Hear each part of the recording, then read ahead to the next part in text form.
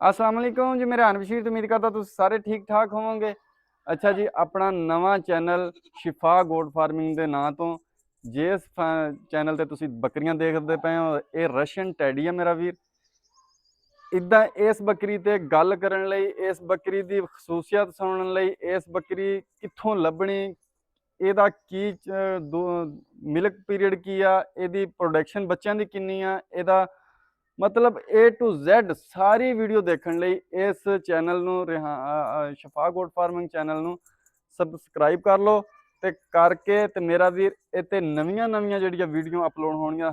ਹਰ ਬੰਦੇ ਤਾਈਂ ਜਿਹਨੇ ਸਬਸਕ੍ਰਾਈਬ ਕੀਤਾ ਹੋਊਗਾ ਉਹਦੇ ਤਾਈਂ ਪਹੁੰਚਣਗੀਆਂ ਤੇ ਸਪੋਰਟ ਕਰੋ ਰੱਜ ਕੇ ਕਰੋ ਖੁੱਲ ਕੇ ਕਰੋ ਤੁਨ ਤਨਾ ਕੇ ਕਰੋ ਲੇਕਿਨ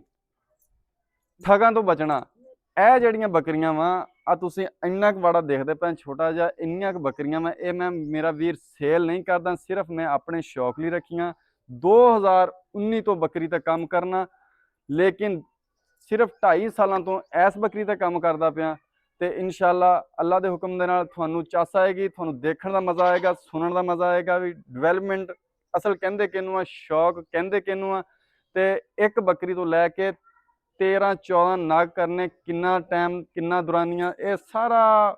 थानू पूरे व्लॉगां च लभ्या करूगा तो इंशाअल्लाह इदां दी सोहणियां वीडियो बकरियां सोहणियां देखण लई ठगां तो बचण दे तरीके बकरी खरीदण दे तरीके बकरी वेचण दे तरीके कित्थों लभदी किद्दां दी बकरी लैनी फार्मिंग किद्दां दी करनी हर वीडियो हर तरह की